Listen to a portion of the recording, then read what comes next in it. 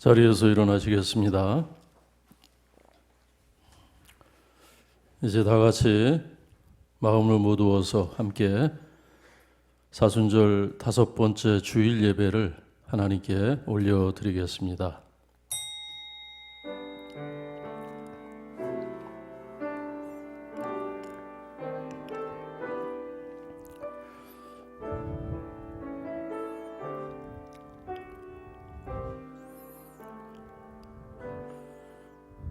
너희 성도들아 여호와를 경외하라.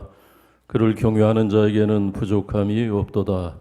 젊은 사자는 궁핍하여 줄일지라도 여호와를 찾는 자는 모든 좋은 것에 부족함이 없으리로다.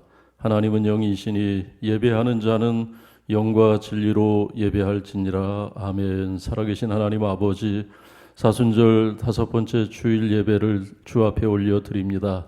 우리의 예배 가운데 성령으로 임재하여 주옵소서. 이 시간 흩어져 각 가정에서 드리는 성도들의 예배 중에도 충만하게 임재하여 주옵소서. 아직도 전염병의 기운이 온 땅에 가득한데 우리를 긍휼히 여기사 이 나라와 이 민족을 위한 성도들의 기도를 들으시고 한국 교회를 위한 주의 종들의 기도가 응답되게 하여 주옵소서. 선교지에서 어려운 가운데 모이는 성도들의 모임 중에도 동일한 은혜로 함께하여 주옵소서. 예수님의 이름으로 기원하옵나이다. 아멘. 찬송가 76장입니다.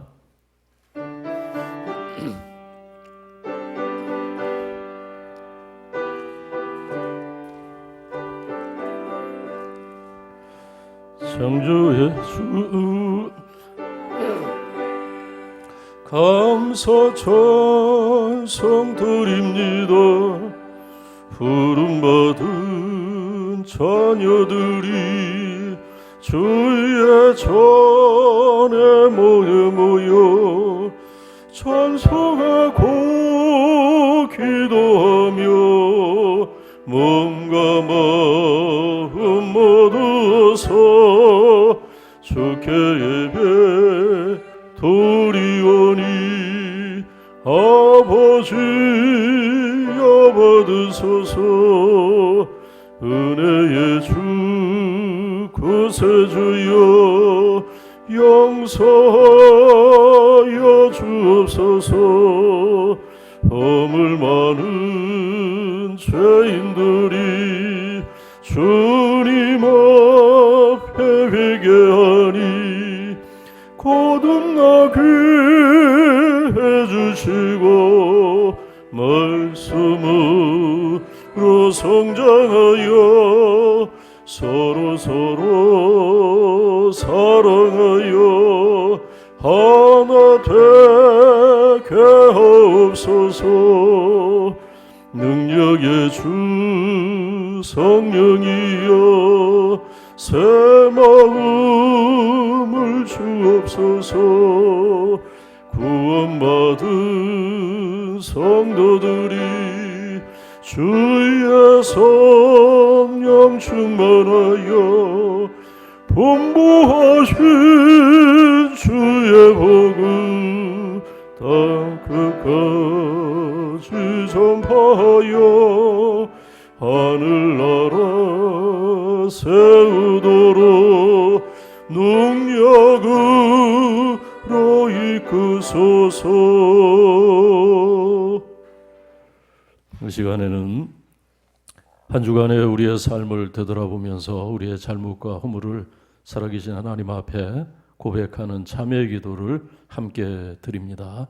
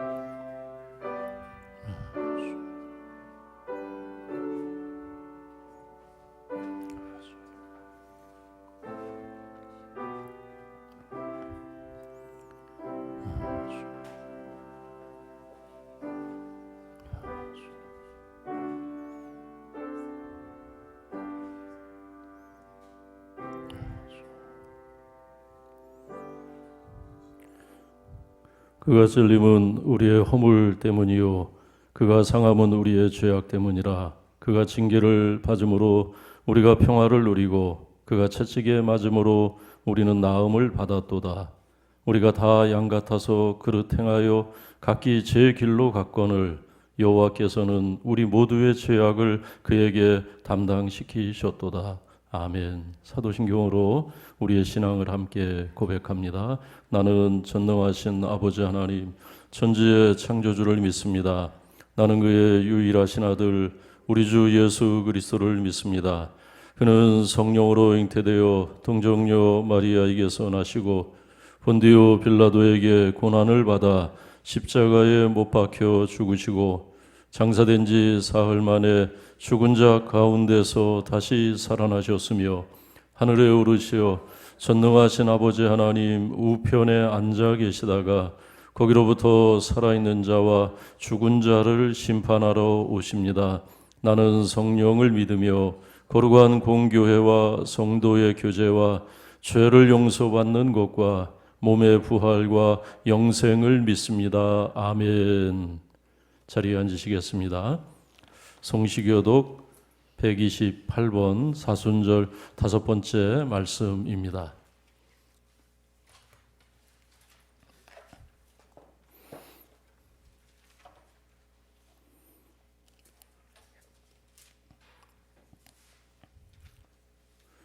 나의 영혼이 잠잠히 하나님만 바라며 나의 구원이 그에게서 나오는도다.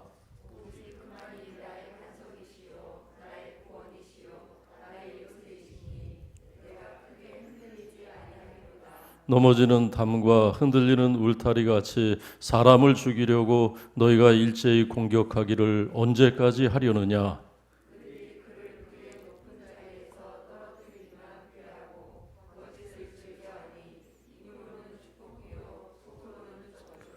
나의 영혼아 잠잠히 하나님만 바라라.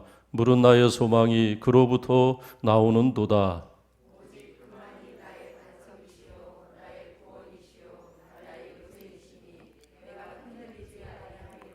나의 구원과 영광이 하나님께 있으며 내 힘의 반석과 피난처도 하나님께 있도다.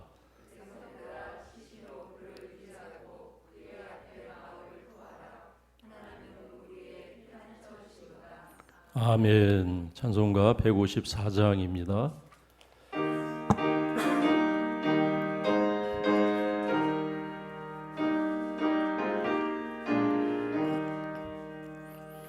생명의 주여 멸류가 받으시옵소서.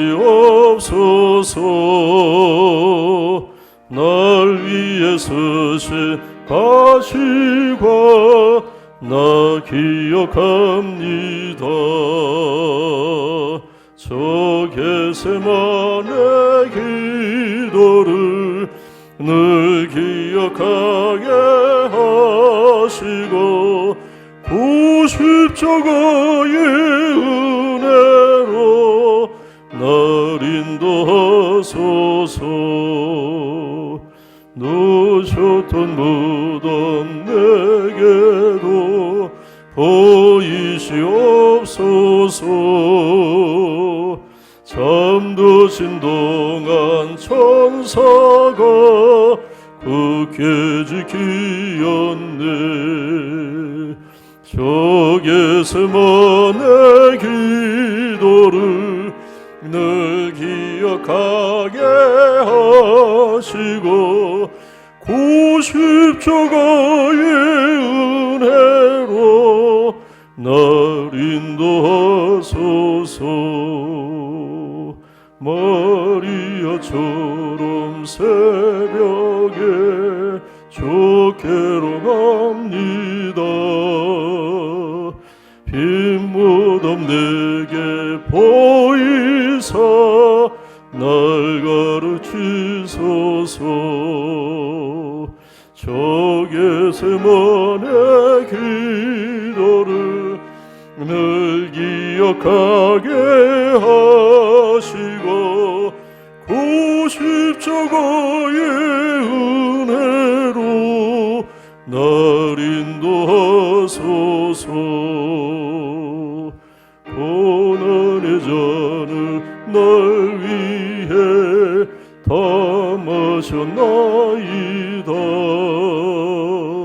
나 항상 나의 십자가 감당케 하소서. 저 겟세마네 기도를 늘 기하게 하시고 그 십자가의 은혜로 날 인도하소서.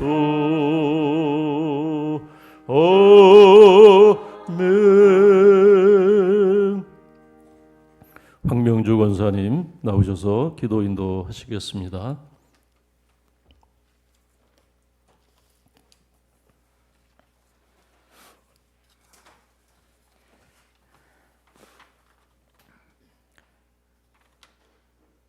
하나님 아버지 감사합니다. 주의 날을 맞이하여 이곳 하나님의 집에서 예배함이 큰 은혜이며 기쁨이었음을 깨닫게 하시니 감사합니다. 주님, 이 시간 이 자리에 있지 못하는 성도들의 마음을 어루만치사 주님 임재로 찬양과 영광을 돌리는 큰 영광을 누리게 하소서. 무엇보다 이번 전염병 사태로 우리의 신앙을 다시금 돌아보게 하시고 믿음을 더욱 견고히 하시며 잘못된 신앙의 길을 들어섰던 이들을 좁지만 바른 영혼 구원의 길로 참기로 들어가는 귀한 은혜의 시간이 되게 도우소서.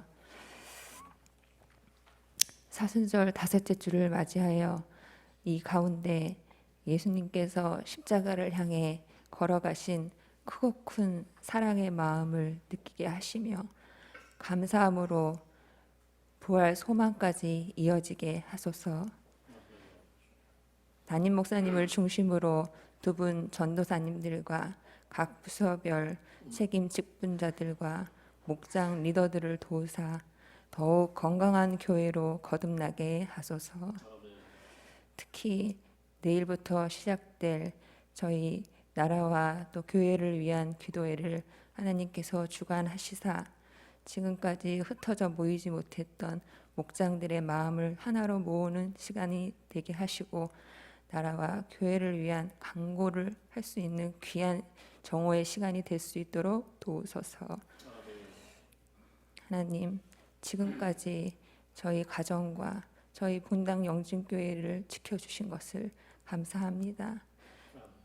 하나님, 저희들 이렇게 마스크를 쓰며 기도하고 찬양하는 가운데 있사오니 하나님 붙들어 주시고 저희들의 마음을 하나님께로 모으는 귀한 시간들로 다시 태어날 수 있도록 도와주시옵소서.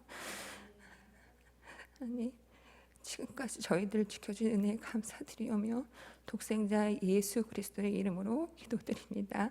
아멘.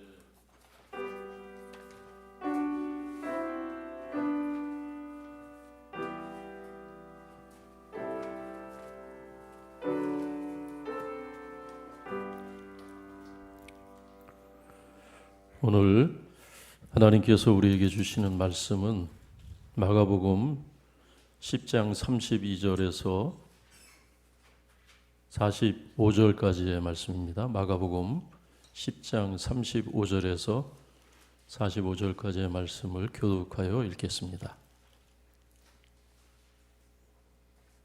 제가 먼저 읽겠습니다.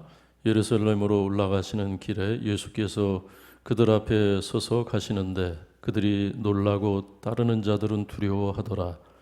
이에 다시 12제자를 데리시고 자기가 당할 일을 말씀하여 이르시되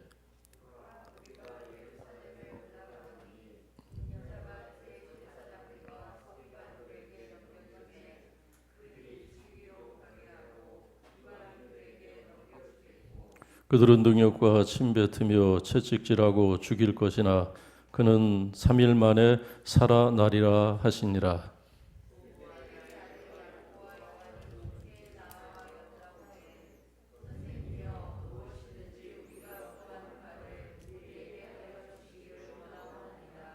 이르시되 너희에게 무엇을 하여 주기를 원하느냐?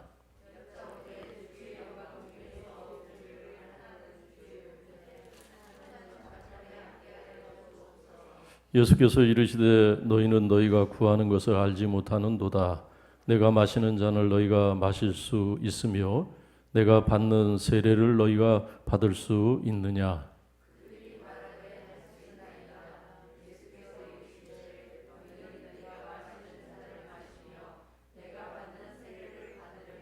내 좌우편에 앉은 것은 내가 줄 것이 아니라 누구를 위하여 준비되었든지 그들이 얻을 것이니라.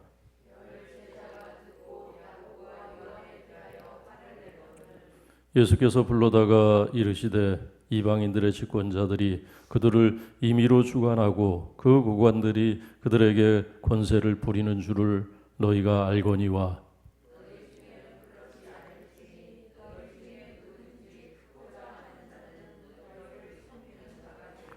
너희 중에 누구든지 으뜸이 되고자 하는 자는 모든 사람의 종이 되어야 하리라.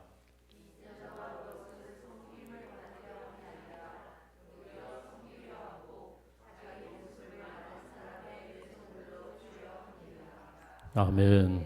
이 시간 이동건 안수 집사님께서 찬양을 하나님께 드리겠습니다.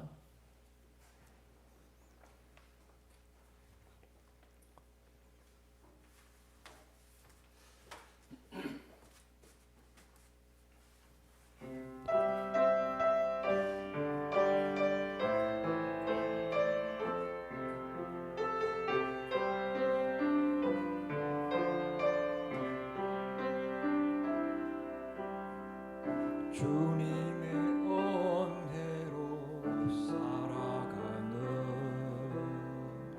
당신의 모습이 참 아름다워요. 주님의 사랑을 나누어 주는 당신의 모습이 너무 아름다워요.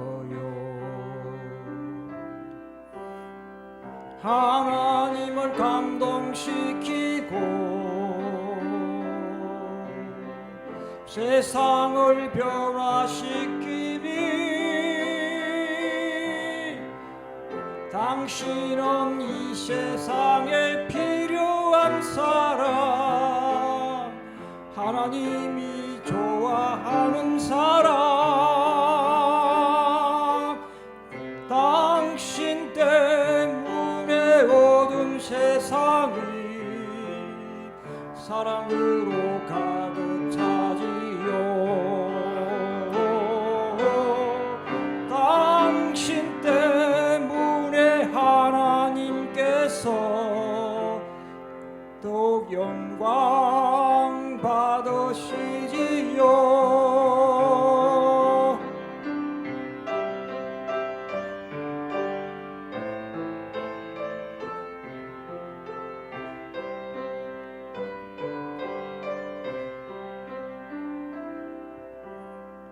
말씀에 순종하며 살아가는 당신의 믿음이 참 아름다워요. 주님이 맡긴 사명 감당 잘하는 당신의 모습이 너무 아름다워요. 하나님을 감동시키고 세상을 변화시키니 당신은 이 세상에 필요한 사람, 하나님이 기뻐하는 사람, 당신 때문에 어두운 세상이 찬양으로 가득 차지요. 당신 때문에 하나님께서 더욱 영광 받으시지요.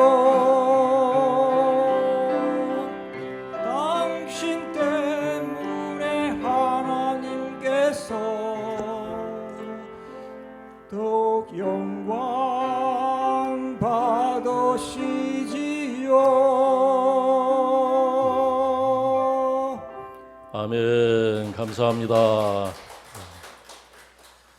예, 당신 때문에 하나님께서 더욱 영광 받으시고 또 당신 때문에 세상에 빛이 있다. 오늘 어려운 시대를 살아가는 우리에게 큰 위로가 되는 찬양 다시 한번 감사를 드립니다. 우리는 참 부족한 게 많은데 세상에 무슨 일이 있으면 어쩔 줄 몰라서 중심을 못 잡고 이리 쏠리고 저리 쏠리고 할 때가 얼마나 많이 있습니까? 그런데 하나님이 우리를 필요로 하신대요. 하나님이 우리를 통해서 영광을 받기를 원하시고 또 영광을 받으신다는 찬양의 가사가 다른 어떤 때보다도 우리의 마음에 와닿는 그런 주일 아침입니다. 어려운 시대이기 때문에 우리가 마주한 세상이 만만한 세상이 아니기 때문에 우리는 끊임없이 내가 지금 어디에 있는가 한번 질문하는 것이 필요합니다. 내가 지금 어디에서 어떤 길을 가고 있는가? 내가 무엇으로 지금 살고 있는가? 내가 또 궁극적으로는 내가 무엇 때문에 살고 있는가? 끊임없이 질문해야 하는 그런 세상을 오늘 우리가 살아가고 있는 것입니다. 그렇지 않으면 우리는 이 사람 저 사람 말에 귀가 솔깃해서 중심을 잃기가 쉽습니다. 뭐 얼마나 많은 말들이 있습니까? KBS에서 하는 말이 있고 MBC에서 하는 말이 있고 JTBS에서 하는 말이 있고 우리 귀에 들려오는 수많은 뉴스와 수많은 말들이 있습니다. 그런데 그러한 말들 우리가 듣고 있으면은 그것이 다 진짜처럼 여겨지고 그것이 진리처럼 여겨지고 그것이 정직한 그런 이야기처럼 여겨집니다. 물론 방송에서 들리는 얘기가 다 그렇지다는 건 아니에요. 다 가짜 뉴스는 아니죠.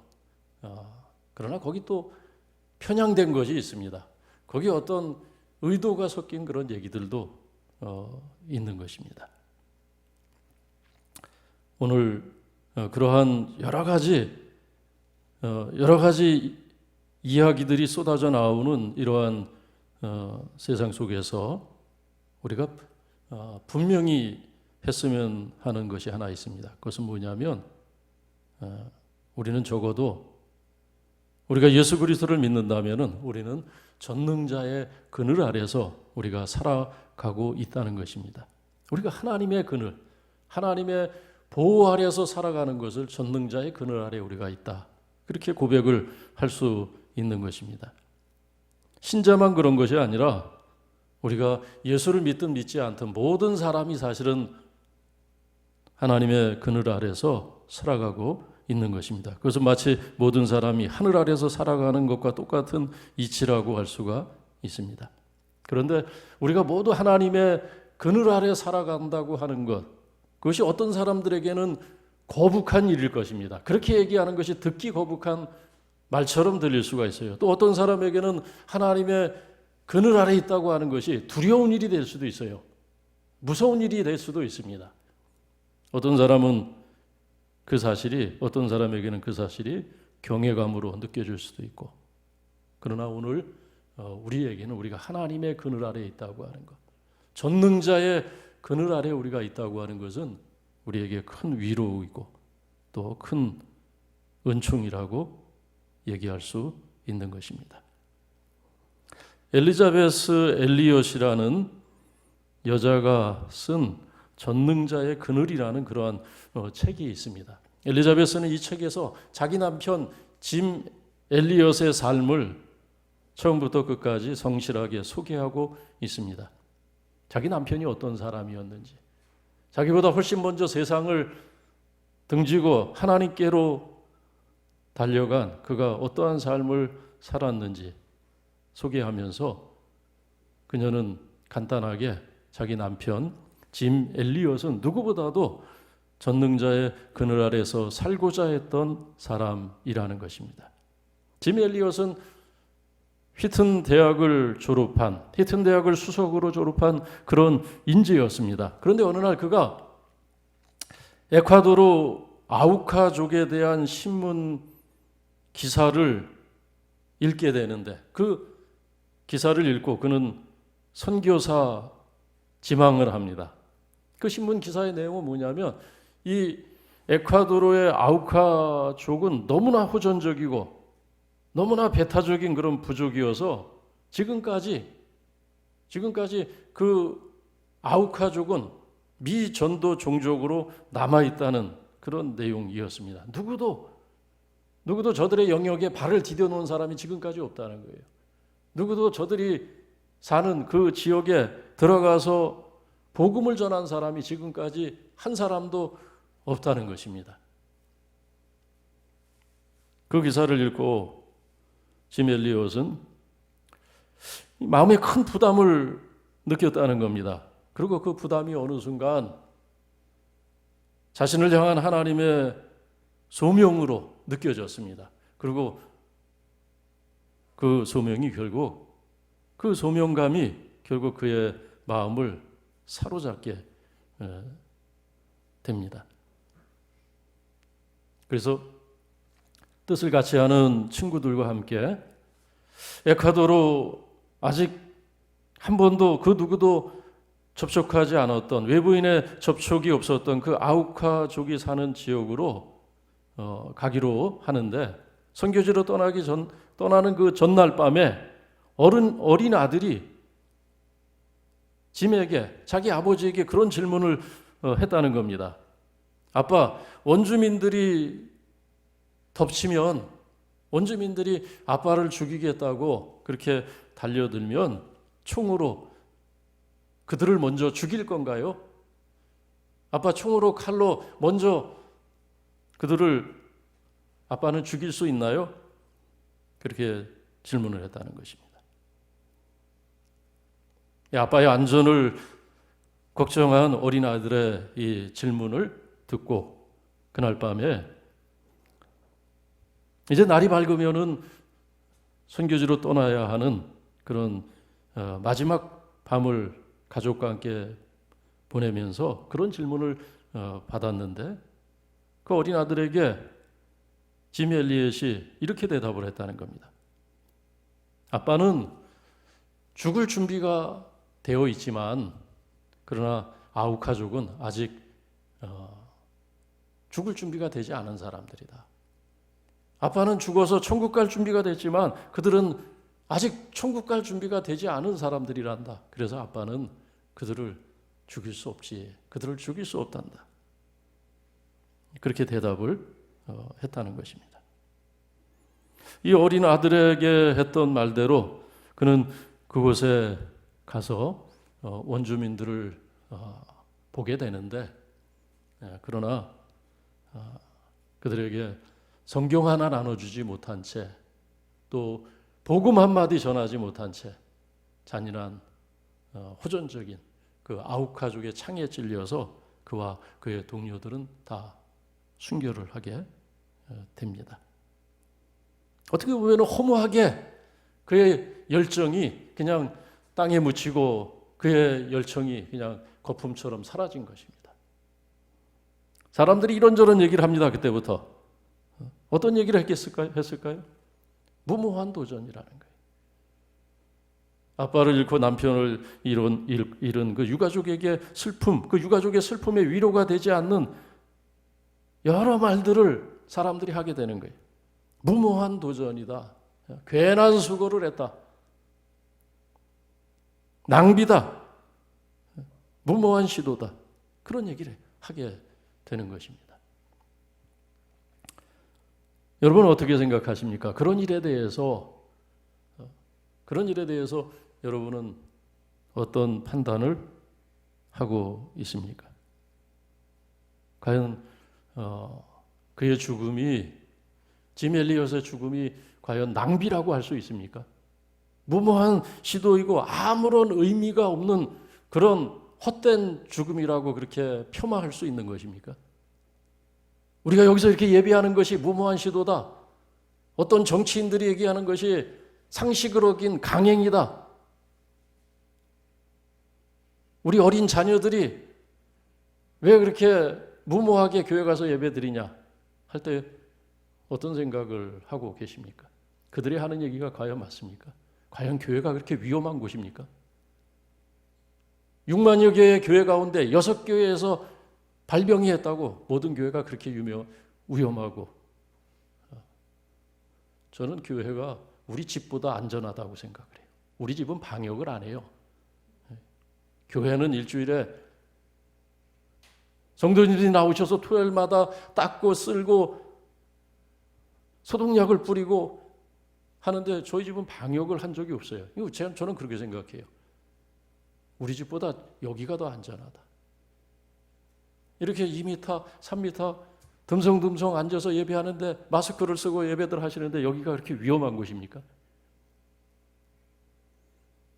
예배를 모르고 하나님을 모르고 은혜를 모르고 우리의 삶에 대해서, 우리가 가슴에 품고 있는 소망에 대해서, 우리가 오늘 붙들고 있는 가치에 대해서 방송에서 얘기하고 세상에서 얘기하고 우리 어린 자녀들이 염려해서 얘기하는 것, 우리가 조금은 이해는 할 수가 있어요. 그죠? 이해를 할 수는 있어요. 그러나 그게 전부가 아니라는 거죠. 짐 엘리엇이 그렇게 어떻게 보면은 언뜻 보면은 의미 없는 죽음을 죽은 것 같지만 놀라운 일은 그가 죽은 다음에 시작이 됩니다. 하나님의 일은, 하나님의 섭리는 그의 죽음을 통해서 시작이 되는데, 그의 아내 엘리자베스 엘리엇이 남편의 죽음을 애도하는 것으로 끝난 것이 아니고, 그녀는 남편의 죽음 이후에 간호학을 공부를 합니다. 그리고 간호사 시험에 합격을 하고 정식으로 간호사 자격을 따고, 그리고 병원에서 일정 기간 실습을 한 다음에 에콰도르의 그 아우카족을 찾아가기로 작정을 합니다. 그리고 찾아갑니다. 왜 찾아가겠어요? 그들을 복수하기 위해서. 남편을 죽인 그들을 만나서 그들에게 복수하기 위해서. 그런데 그 복수는 칼과 총으로 하는 것이 아니라 저들이 한 번도 들어보지 못한 복음으로, 저들이 한 번도 경험해보지 못한 하나님의 은혜로 저들에게 복수하기 위해서 간 거예요. 세상적인 방법으로 복수하는 것이 아니라 남편이 하지 못했던, 남편이 마음에 품었던 그 은혜를 대신 남편이 하지 못한 일을 감당하기 위해서 그들을 찾아갑니다. 보통 담력이 아닙니다. 보통 용기가 아니죠. 아니, 그것은 그냥 담력과 용기라고 얘기할 수 있는 것이 아닙니다. 그것은 엄청난 믿음이라고 할 수가 있어요. 정말 이만한 믿음을 주님께서 어떤 백부장에게 하셨던 것처럼 그만한 믿음을 우리가 세상에서 찾아보기 힘들 만한 그런 믿음이 그녀에게 있었던 것입니다. 찾아가서 남편이 순교한 그 현장을 보고 그곳에서 눈물을 쏟고, 그리고 그곳에서 다시 자신을 향한 하나님의 소명을 확인하고 남편과 똑같은 그런 소명을 그녀는 마음에 품게 됩니다. 근데 참 다행인 것은 이 아우카족의 관습이 뭐냐면, 사람은 죽여도 외부인은 무조건 침략자로 생각해서 창으로 찔러 죽이고 칼로 찔러 죽이는 그런 호전적이고 살벌한 그런 부족이지만 여자는 죽이지 않는데요. 여자를 죽이는 것은 또 수치스럽게 생각하는 그런 전통을 갖고 있는 그런 또 부족이었다는 겁니다. 여자 죽이는 것은 수치스럽고 그 여자 죽이는 것은 잘못하면 악귀가 씌인다. 그래서 여자는 안 죽인대요. 얼마나 다행스러운 일이에요. 물론 엘리자베스는 그 사실을 모르고 들어간 거예요. 죽기를 각오하고 들어간 것입니다. 다행이죠. 죽지 않았어요. 그래서 이 엘리자베스는 처음으로 아우카족이 사는 그 영역에 첫 발을 들여놓은 외부인이 된 겁니다. 들어가서 죽임은 당하지 않았지만 살기가 느껴지고 살벌한 그런 그들의 모습을 보면서 그곳에서 사는 것이 만만치가 않았습니다.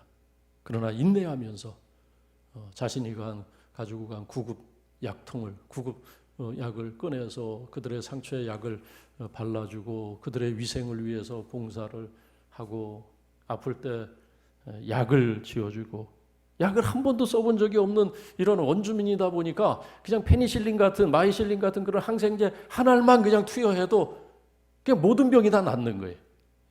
약효가 그냥 너무나 잘 나타나는 거예요. 간단한 그냥 약 한 알의 약으로 모든 게 다 치료되는 것 같은. 그러니까 그렇게 봉사하고 섬기고 그들의 상처를 씻기면서 그렇게 소리 없이 묵묵히 그곳에서 그들과 함께 살게 됩니다.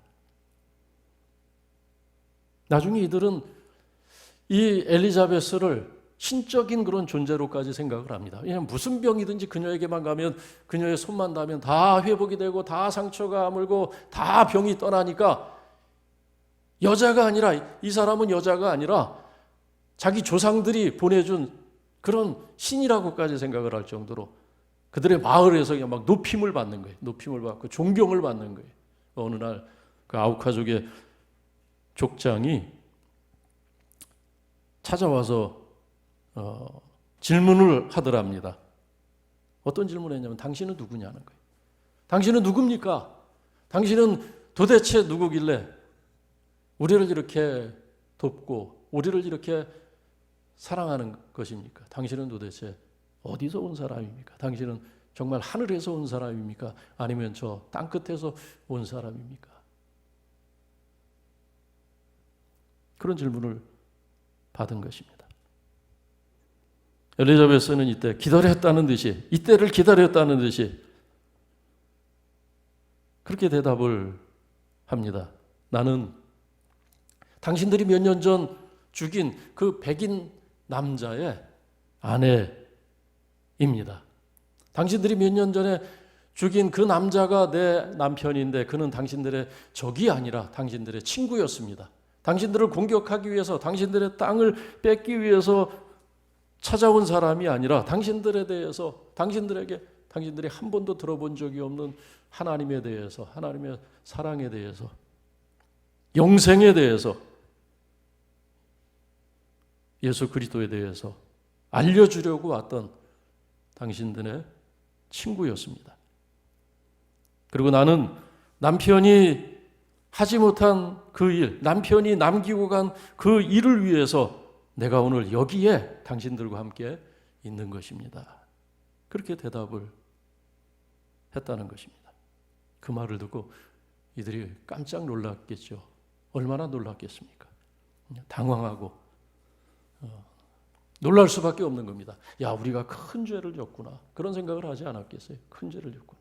아무리 미개인이라도 그래도 선악을 구별할 수 있는, 악한 것과 선한 것은 구별할 수 있는 그런 그 정도의 분별력은 있지 않겠어요? 이들이 자신들의 악함을 깨달은 거예요. 자신들의 무지를 그 순간 보게 된 것입니다. 그래서 마치 저 빌립보 감옥의 간수가 물었던 것처럼, 제자들에게 물었던 것처럼, 어떻게 하면 구원을 얻을 수 있습니까? 물었던 것처럼 엘리자베스에게 물은 것입니다. 어떻게 하면 되겠습니까? 우리가 어떻게 하면 우리의 죄를 씻을 수가 있습니까? 우리가 어떻게 하면 우리의 악을 씻어낼 수가 있습니까? 엘리자베스가 역시 기다렸다는 듯이 예수를, 하나님께서 이 세상에 하나님의 사랑을 보여주기 위해서 보낸 예수를 믿으라고. 예수를 믿으면 된다고. 예수를 믿으면 죄가 사함받고, 예수를 믿으면 악에서 떠날 수 있고, 예수를 믿으면 은혜를 받고 구원을 받고 이 세상에 없는 영원한 생명을 얻을 수 있다고 진지하게 그들에게 차근차근 복음을 붙들고 설명을 할 때 그들이 한 번도 들어본 적이 없는 그 하나님의 사랑에 대해서, 구원에 대해서, 영생에 대해서 어떻게 거절할 수가 있겠습니까? 자기들의 죄가 드러났는데. 자신들을 돕기 위해서 찾아왔던 사람들을 무지해서, 악해서 다 죽여놓은 마당에 어떻게 그 얘기는 틀린 것 같다고, 어떻게 우리는 안 믿어도 된다고 그 앞에서 버틸 수가 있겠습니까? 어떻게 저항할 수가 있겠어요? 그게 다 믿은 거예요. 다 믿고 우리가 그렇게 하겠노라고, 우리가 예수를 믿겠노라고, 우리가 하나님을 섬기겠노라고, 그 추장과 그냥 온 마을이 다 예수를 믿기로 하고 다 한나란 시에 나중에 다 세례를 받았대요. 다 세례를 받고 다 성도가 된 거예요. 이 교회까지 세웠어요. 그 아우카족 교회를. 그리고 놀라운 것은, 또 하나 놀라운 것은 짐 엘리엇을 죽이는데 가담했던 한 청년이 크게 회개를 하고 은혜를 받은 다음에 나중에 그 청년이 엘리자베스의 도움으로 신학을, 물론 뭐 이런 정식 신학은 아니지만 하여튼 가능한 그 도심으로 나가서 공부를 하고 글을 배우고 공부를 한 후에, 신학을 공부한 후에 처음으로 그 아우카족 교회의 목회자가 됩니다.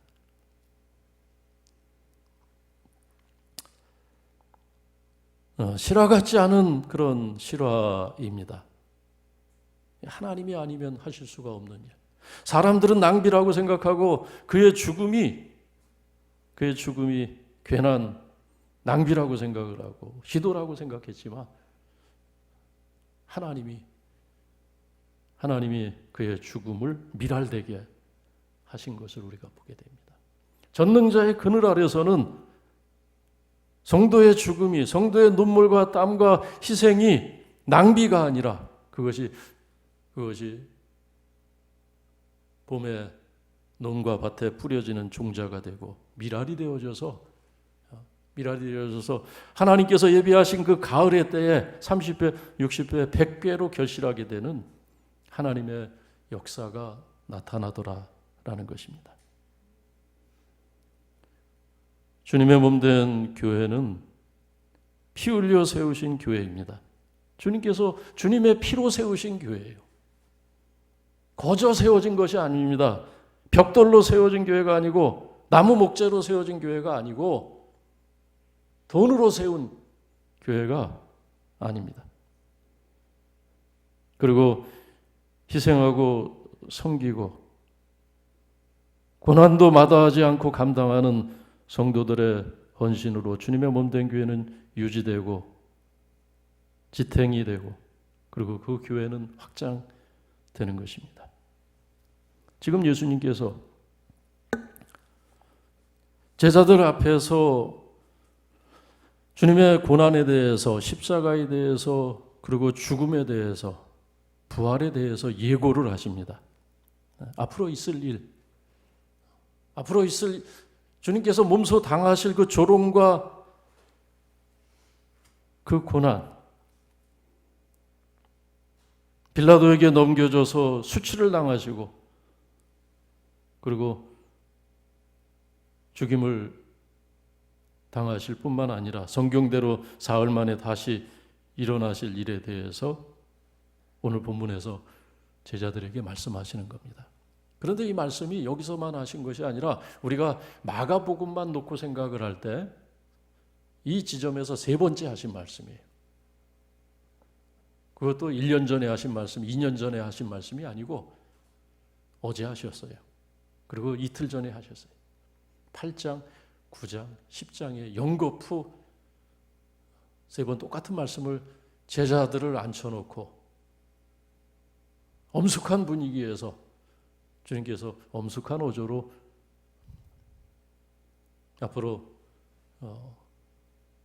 가야 할 길이 어떤 길인지, 당신이 가는 길이 어떤 길인지 예고해 주시고, 그리고 주님께서 그 길을 가실 때 제자들로 하여금 두려워하거나 놀라지 않고 역시 때가 되면 그 길을 너희들도 걸어야 될 것이라고 말씀하는 겁니다. 그리고 그 길의 끝이 고난으로 끝나는 것이 아니라 그 고난의 길 끝에서 하나님의 영광을 볼 것이라고, 부활의 영광을 볼 것이라고 그렇게 말씀하신 것입니다.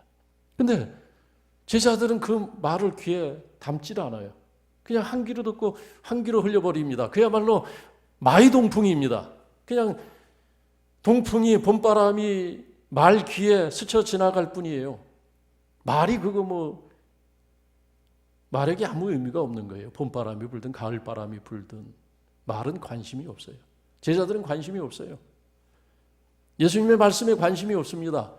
예수님의 말씀을 알아듣지를 못합니다. 마음에 담아두지 않습니다. 왜냐하면 왜 그렇겠어요?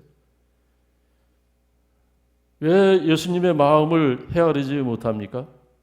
또 예수님께서 왜 연거푸 3번이나 동일한 말씀을 하셨겠어요? 제자들이 알아듣지 못하는 겁니다. 왜 알아듣지 못하겠습니까? 지금 주님께서 고난에 대해서 엄숙하게 말씀을 하시는데 그 말을 듣고도 지금 제자 중에 야고보와 요한이 주님 앞에 나와서 말하는 그 말이 얼마나 기가 찬 말을 합니까? 얼마나 엉뚱한 말을 하고 있는지 오늘 우리가 제3자의 입장에서, 관찰자 입장에서 보면은 참 민망하기 이를 데가 없습니다. 어떤 말을 했습니까? 우리를 주의 좌편에, 주의 우편에 앉게 해달라는 거예요. 주께서 영광의 자리에 오르실 때 앞에 있는 것은 다 잘라냈어요. 이방인에게 넘겨지고 수치를 당하시고 조롱을 당하시고 그리고 고난의 절정의 그 순간에 죽임을 당하신다는 것, 그 부분은 딱 잘라내고 영광 얻으실 때 우리를 주의 좌편에 우편에 앉게 하여 주옵소서. 고난 받으실 십자가를 앞에 놓고 그 마음이 민망하여 기도하시는 주님 앞에서 저들은 자리를 탐하고 있습니다. 보직을 탐하고 있어요. 세속적인 것을 탐하고 있더라는 것입니다.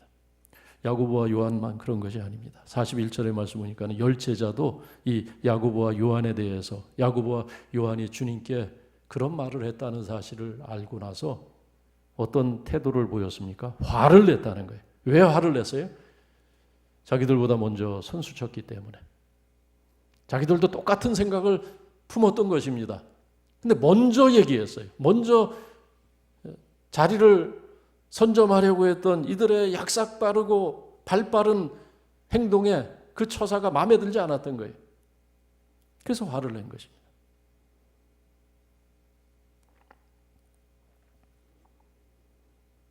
이 제자들, 야고보와 요한뿐만 아니라 12 제자들, 저들의 마음에 있는 것이 무엇이었겠습니까? 그 마음에 있는 것, 사실 사람은 자기 마음에 있는 것만, 자기 마음에 있는 것과 관계된 것만 보게 돼 있어요. 우리가 눈을 뜨고 있다고 해서 다 보는 것이 아닙니다. 내 마음에 있는 것, 내 마음에 있는 것과 연결된 것, 그것만 보여요. 그렇죠? 내 마음에 있는 것, 그것과 연결된 것만, 그것에 관한 것만 우리의 귀에 들립니다. 내가 관심 갖고 있는 것만 우리 귀에 들려요. 수많은 소리가 있어요. 수많은 그런 이야기들이 마치 공중에 떠다니는 수많은 전파가 있는 것처럼 그런 이야기 속에서 우리가 사이클을 맞춰야 선별적으로 어떤 소리가 내게 들려오는 것처럼 내 마음에 있는 것만 보게 돼요. 우리가 눈을 뜨고 있다고 해서 다 보는 것이 아니고 귀가 열렸다고 해서 다 듣는 것이 아닙니다. 이 제자들 왜 주님의 말씀이 들려지지 않았겠습니까? 그들의 마음속에 있었던 것이 주님의 마음속에 있었던 것과 너무나 거리가 있었기 때문에 그렇습니다. 그들의 마음속, 그들의 마음을 지배하고 있는 것은 무엇이었겠습니까? 하나님의 나라에 대한 생각, 영생에 대한 관심. 어떤 한 부자 청년은 주님 앞에 나와서 영생에 관해서 질문한 적이 있습니다. 선생님이 어떻게 하면 영생을 얻을 수 있습니까?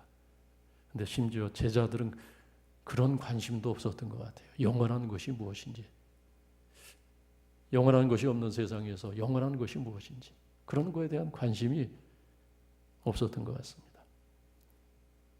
짐 엘리엇의 일기 가운데 그가 대학생 시절에 대학을 졸업하기도 전에 썼던 그 일기 가운데 그런 내용이 있었습니다.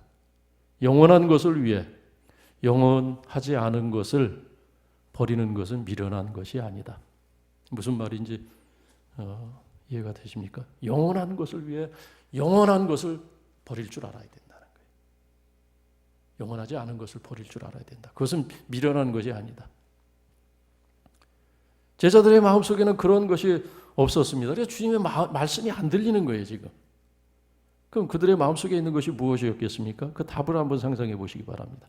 간단히 답을 말씀드리면 그것은 간단합니다. 야고보와 요한이 주님 앞에 간청한 그 질문 속에 다 담겨 있어요. 그것은 뭡니까? 부귀영화입니다. 부귀영화. 보통 사람들이 다 탐하는 것이죠. 보통 사람들의 삶 속에서 갈망하는 것이 다 부귀영화와 관계된 것 아닙니까? 부귀영화를 꿈꾸는 이들에게 성경은 영원히 닫힌 책이 될 수밖에 없습니다. 부귀영화를 꿈꾸는 사람들에게 주님의 말씀은 들려질 수가 없어요. 지금 제자들이요 그렇지 않습니까? 그냥 주님께서 아무리 금과 옥조 같은 영원한 것에 대해서 하나님의 나라에 대해서 하나님의 영광에 대해서 말씀을 해도 그 말이 그냥 마이동풍입니다. 그냥 말 귀에 봄바람 스쳐 지나가는 것에 지나지 않는 것입니다. 성경을 읽어도 아무런 감동이 없고 은혜도 없고 변화도 없는 것입니다. 왜냐하면 관심의 영역이 다르기 때문에 그런 것입니다. 그러나 하나님의 나라에 관심을 갖고 영원한 것을 찾고자 하는 마음이 있고 하나님을 더 잘 알기를 원하는 이들에게 성경은 열린 책입니다. 그런 마음을 우리가 갖고 성경을 읽으면 성경이 우리에게 말을 걸어오는 것입니다. 그 안에서 우리는 살아계신 하나님의 음성을 들을 수 있고 하나님께서 행하셨던 그 많은 놀라운 일들과 우리의 구원과 관계되어서 우리의 영생과 관계된 하나님께서 행하신 수많은 그런 사건들, 하나님의 살아계심에 대한 흔적들, 그것을 우리가 성경에서 발견할 수 있는 것입니다. 십자가의 길을 걸어야 그 길 끝에서 부활의 영광을 볼 수 있다고 주님이 제자들에게 말씀을 하신 것입니다. 십자가의 길을 걸어야 그 길 끝에서 부활의 영광을 보고 영원한 것을 만나게 되는 것입니다. 그런데 제자들이 그 길을 걸을 준비가 아직 안 된 겁니다. 그 길을 아직 걸을 준비가 안 된 그 제자들에게 주님께서 말씀을 하십니다. 당신의 길이 어떤 길인지 45절에서 인자는 섬김을 받으려 함이 아니라 도리어 섬기려 하고 자기 목숨을 많은 사람의 대속물로 주려 함이니라 말씀하셨습니다. 우리는 오늘 하나님의 보호 아래서 전능자의 그늘 아래서 살아가고 있는 것입니다. 전능자의 그늘, 하나님의 보호 아래서는 어떻습니까? 고난도 유익이 되고 그리고 하나님의 그 그늘 아래서는 십자가의 끝에서 영원한 것을 보게 되고 전능자의 그늘 아래서는 섬김과 희생이 낭비가 아니라 허비가 아니라 값진 보석이 되더라는 거예요. 하늘의 미랄이 되더라는 것입니다. 그러므로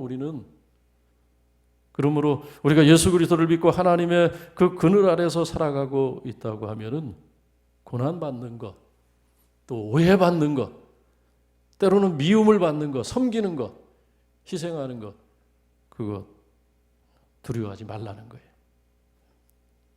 그 앞에서 머뭇거리지 말라는 것입니다. 왜냐하면 그것이 그것이 믿음의 길이기 때문에 그렇습니다. 그것이 신앙의 길이기 때문에 그렇습니다.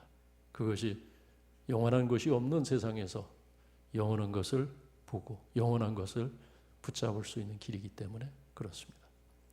도전받는, 우리의 신앙이 도전받는 이 세상 속에서 끝까지 주의 말씀 붙들고 한 주간 승리하시기를 주의 이름으로 축원합니다.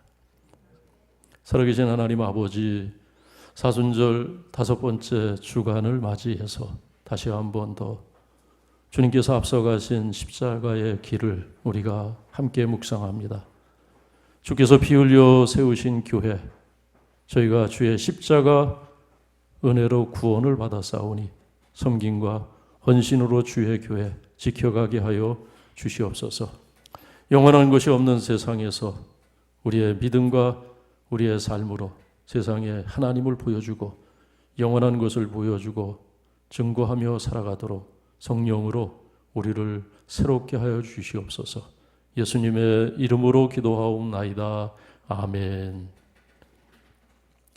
찬송가 388장입니다.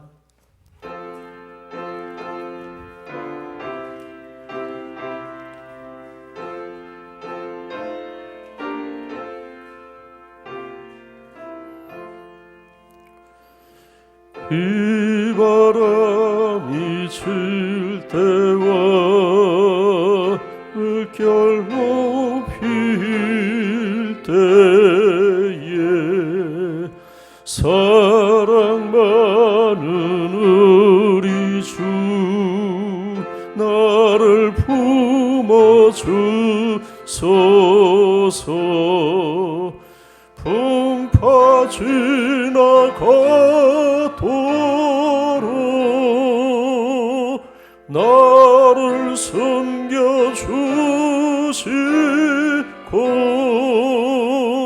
안식 얻는 곳으로 인도하여 주소서. 나의 영혼 피할 때 예수밖에 없으니 혼자 있게 마시고 위로하여 주소서. 구주 의지하옵고 도와주신 비오니 할 수 없는 죄인을 주여 보호하소서. 전능하신 예수께 나의 소원이 있으니 병든 자와 맹인을 고쳐주신 비니다. 나에게는 죄악이 가득하게 줬으나 예수께는 진리와 은혜 충만하도다. 나의 죄를 사하는 주의 은혜 그보다 생명수로 고치사 나를 성케 하소서. 생명수는 예수니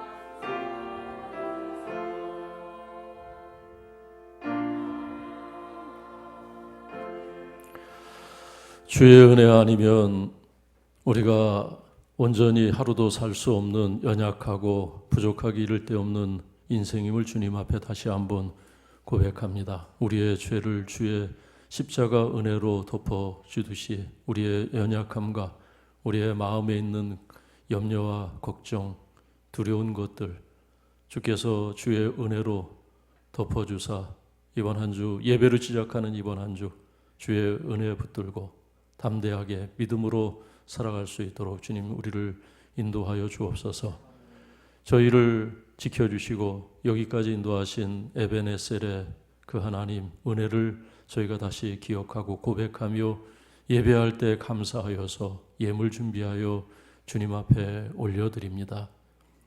믿음이 아니면 드릴 수 없는 예물들 소득의 10의 1을 주님 앞에 구별하여 드리며 또 감사 예물 드리며 선교 예물 드리는 귀한 정성들 주님 받아주시고 귀한 예물들 쓰여지는 것들마다 주의 살아계심과 우리에게 나타난 주님의 은혜가 전파되게 하여 주시고 세우신 주님의 몸된 교회는 든든히 서게 하여 주시며 또 분당 영신교회가 후원하는 선교지 가운데 주의 복음이 전파되어져서 많은 사람 주의 사랑 가운데로 주님 돌아와서 주의 구원을 받게 하여 주시옵소서. 예배와 헌신으로 한 주간을 시작하는 성도들의 가정과 자녀들과 직장 가운데 주님의 평강이 있게 하여 주시고 세상의 빛대라 소금대라 하신 삶 살아가도록 주의 성령과 은혜로 우리를 충만케 하여 주옵소서.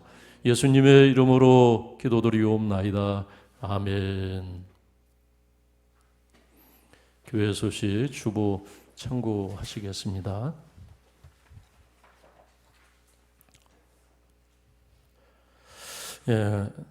불안과 불황, 코로나로 인한 불안과 불황이 전 세계적으로 계속되고 있는데 이번 한 주간도 말씀과 기도로 또 개인위생 철저하게 실천해서 한 주간 승리하시기를 바랍니다. 사순절 5번째 주간을 우리가 보내고 있는 것 기억하시고 또 이번 주부터 원래 우리가 사순절 특별 새벽 기도를 해야 되는데 상황이 어렵기 때문에 우리가 취소를 했는데 이번 주부터 4월 마지막 요일까지 종호 기도회를 목장별로 실시를 합니다. 하루씩 우리가 담당을 해서 12시에 각 가정에서 나라를 위해서 한국 교회를 위해서 기도하는 것이 그 어떤 때보다도 중요한 일이 되었습니다. 그래서 우리 함께 기도한다는 것, 각 목장별 담당 요일은 저 뒤에 게시판에 또 부착이 되어 있는데 우리 교회 밴드 또 우리 목장 리더님들이 아마 전파를 하실 겁니다. 목장 리더님들한테 다 전파를 했는데 기억하시고 가령 이제 월요일은 여성 1목장 또 화요일은 여성 2목장 또 그런 식으로 이렇게 하루씩 그러니까 각 목장에서 이틀씩 담당하면 됩니다. 한 이틀씩. 그래서 그때는 12시에 목장원들이 다 그날에 각 가정에서 교회를 위해서 나라를 위해서 기도하는 시간 잊지 마시고 그 기도 릴레이 그래서 매일매일 우리 기도가 이어질 수 있도록 그렇게 함께 해주시기 바라고 그런 기도들이 다 모여서 그런 기도들이 다 향기가 되어서 하나님 보좌 앞까지 가는 거예요. 그러니까 하나님의 은혜가 나타나는 겁니다. 하나님의 긍휼이 나타나고 하나님께서 함께 하시면 어려운 때가 또 한순간에 끝날 수 있을 줄로 압니다. 5번 종려주일입니다. 다음 주 종려주일부터 시작해서 한 주간이 고난 주간인데 종려주간에 있는 늘 우리가 종려주간에는 종려주일에는 성찬식을 하게 되는데 이번 성찬식은 다음으로 연기하여 실시하겠습니다. 또 4월 벌써 이제 4월 달이 됐습니다. 4월 달 4월 1일 월삭 기도는 취소를 합니다. 역시 각 가정에서 기도를 하시기 바라고 또 부활절이 4월 12일인데 부활절 감사 예배는 우리가 정부에서 강조하는 그런 7개 항목 우리가 철저히 지켜서 이때는 성도님들이 다 나와서 교회에서 예배할 수 있도록 그렇게 준비하시기를 바랍니다. 또 이제 어떤 교회에서 뉴스를 보니까 만민 성결교회에서 또 집단 발병을 했는데 그 교회도 거기도 계속해서 이단 시비가 붙었던데요. 좀 독특한 교회입니다. 그러니까 정상적인 교단은 아니에요. 거기가 여러분이 옛날에도 그 교회가 말썽이 돼서 방송을 많이 뭐 PD 수첩 이런데 많이 나왔던 교회인데 거기도 상식적인 교회는 아니에요. 꼭 이게 발병이 되는 교회, 집단 발병되는 거 뭐 신천지 말할 것도 없고 꼭 그런 그 특징이 있어요. 특징이. 그래서 상식이 통하지 않는 그 교회다. 그 교회는 제가 그 교회는 잘 압니다. 그래서 어떤 교회인지. 근데 하여튼 우리는 하여튼 개인 위생 철저히 하시고 자기가 맞는 자기만 책임지면 돼요. 자기만. 그럼 아무 문제 될 것이 없습니다. 우리 각자가 그렇게 하면 됩니다.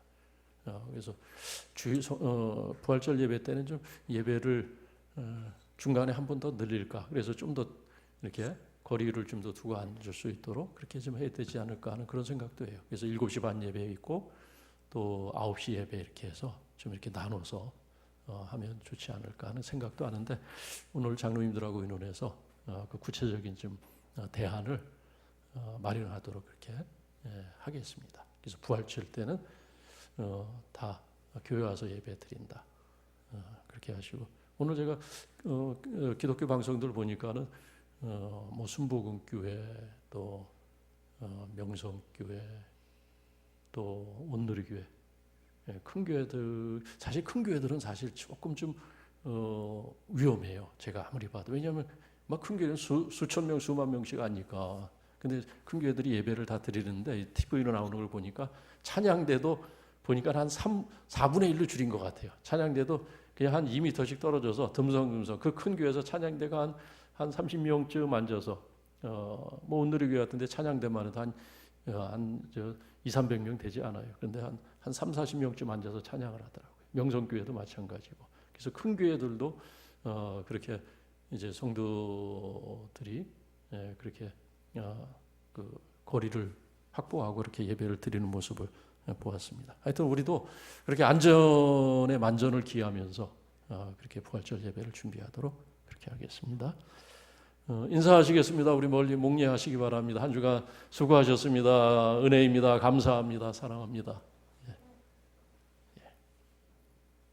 자, 자리에서 일어나시겠습니다. 우리 공동 기도문 같이 읽으면서 함께 나라와 민족을 위해서 또 우리 한국 교회를 위해서 함께 마음을 담아서 기도하겠습니다. 같이 읽겠습니다. 시작. 긍휼이 풍성하신 하나님, 우리의 죄와 허물을 고백합니다. 주님의 은혜를 잊고 평안한 삶에 만족하고 성김과 성교에 거이르고 나태한 삶을 뉘우치며 고백하오니 용서하여 주옵소서. 주의 뜻을 준행할 수 있도록 새 영을 부어 주옵소서. 역사를 주관하신 하나님, 코로나19로 인하여 당한 시련과 역경이 회개와 성찰로 이어져서 전화위복이 되게 하여 주옵소서. 다시 대한민국을 높여주사 전염병으로 고통당하는 전 세계를 돕고 한국교회가 다시 전 세계에 복음을 전하는 교회로 부흥하게 하옵소서. 생명의 근원 되시는 주님, 중려주일과 부활주일을 앞두고 있는데 우리가 주님의 고난과 죽으심, 묵상하고 주의 뜻을 구할 때 우리를 긍휼히 여기사 모든 분당 영립교회 성도들이 기쁨과 감사로 부활절 아침을 맞게 하옵소서. 예수 그리스도의 이름으로 기도드립니다. 아멘. 찬송가 635장입니다.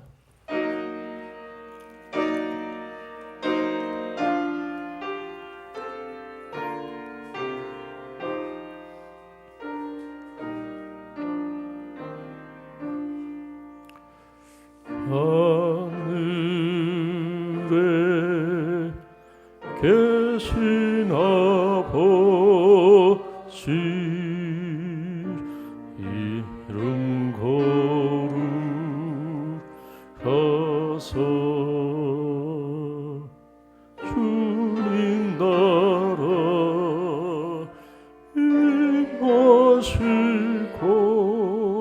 뜻이 이루어지다.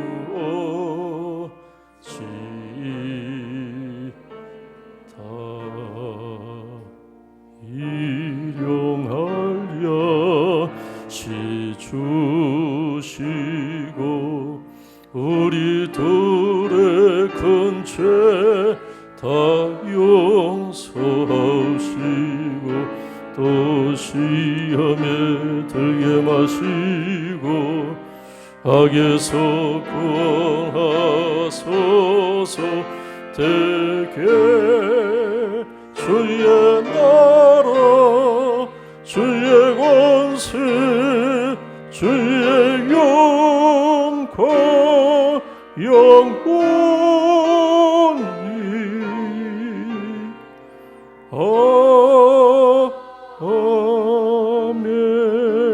아멘.